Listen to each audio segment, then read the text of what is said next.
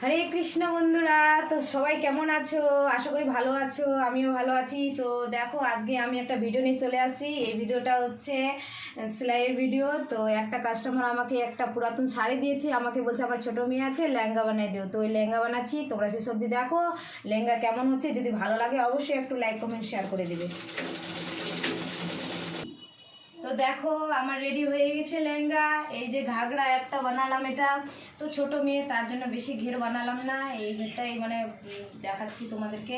এই যে এটা ঘাগরা বানালাম, তারপর তোমাদেরকে দেখাচ্ছি ব্লাউজের ডিজাইন।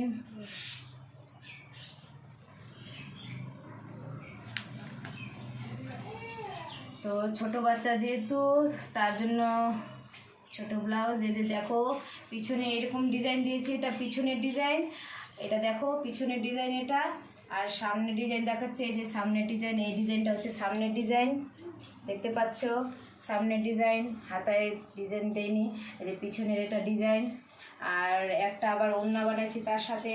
তো তোমরা দেখো ফিনিশিং লুকটা কেমন হচ্ছে।